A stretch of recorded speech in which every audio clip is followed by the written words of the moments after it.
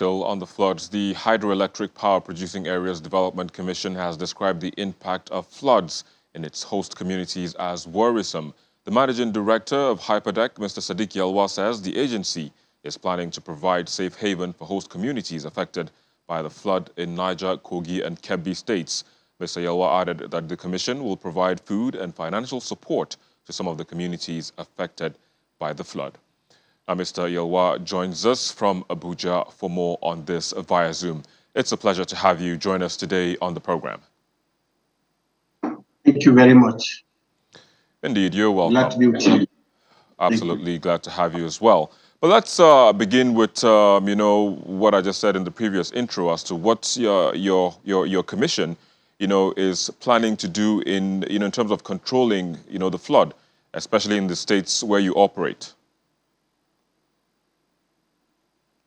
Well, the commission is not in a hurry to start giving data on what has been happening.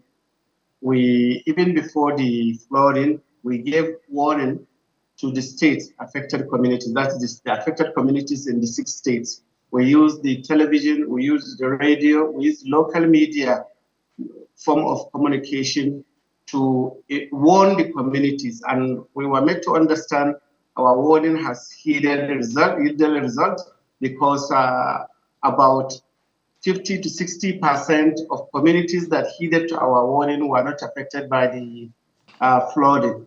And when the flooding came, we quickly went into action.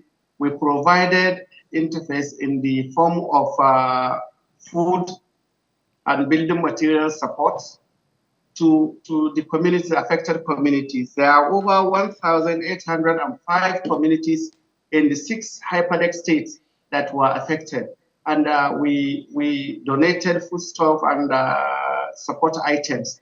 In addition to medical outreach, we have arranged in about 12 local governments that were mostly drastically affected. We organized medical outreach where we invited medical doctors to see the affected communities, examine them, and give them medical support.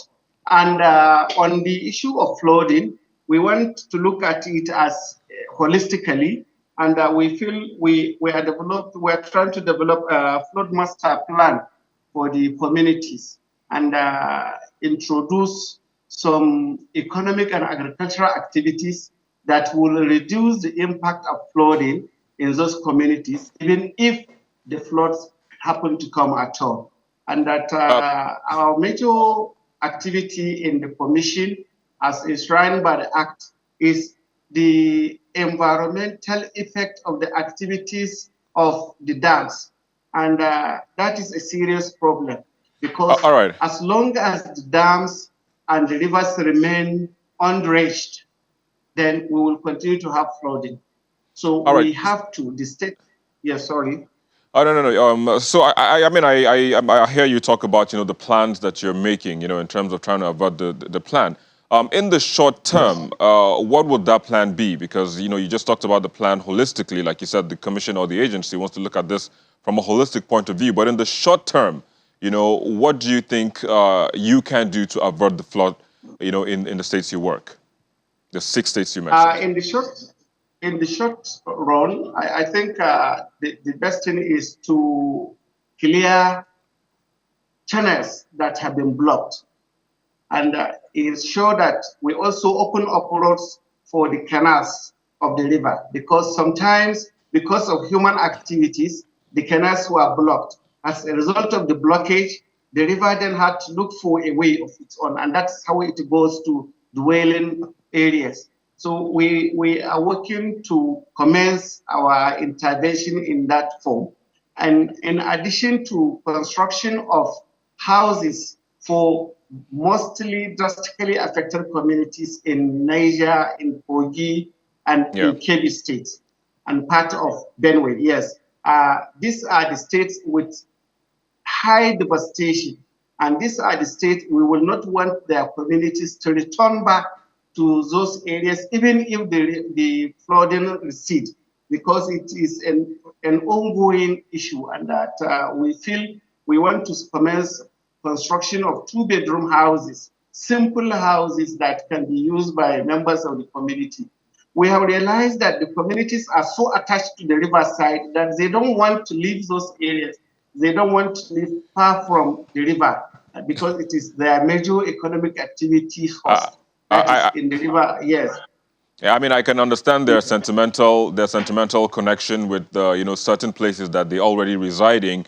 But Yes. talking about some of those things that your commission has done, I understand one of the communities or some communities in Benue State are enjoying already completed projects. So shed more light on that, and which community would be next?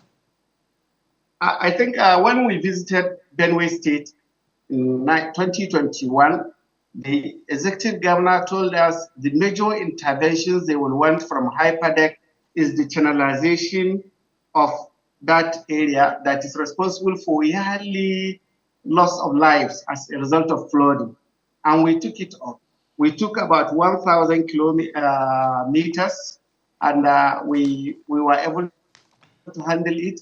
Just few months before we finished, we realized if we stop there, the about 500 meters may also be a problem to the community. And we also gave contract for the channelization of that. So we are grateful to God that this year, no flooding was experienced in that community. And this is the approach we want to adopt in all other states. All right. So quickly, I mean, as we wind down, I mean, this seems like a lot of work to do now. Like, it's good you've already completed that in Benue, and I know other communities, in the 6 states that you're working in would be also hoping that HYPADEC would touch their lives anytime soon. But the question is, do you have enough funds? Because this sounds like a lot of money. Do you have the funds to carry out your short and long-term plans in all of these areas? So to be frank to you, we don't have sufficient funds, even though the Act has made sufficient provision that we can be well funded. But because of the activities of the power generating companies who have not been making good their obligations to the Commission and to the communities, we have not received a penny from them. We are entitled, as the Act provided, we are entitled to 10% of the revenue generated by any power generating company, or 10% of the royalties and commissions received by the federal government for concessioning of the power plant to the power producing companies.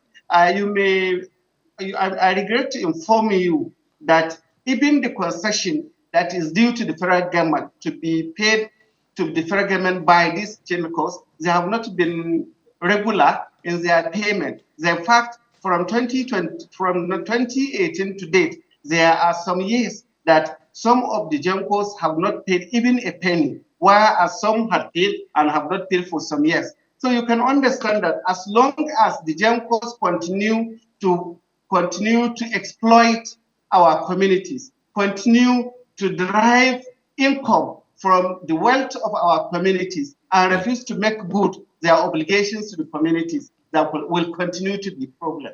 So whereas the federal and state governments are doing their best to fulfill their obligations, the GENCOs are not doing their best. They are not even doing anything as Well, long as let's the fulfillment of their obligations is concerned. And this is worrisome and this is serious.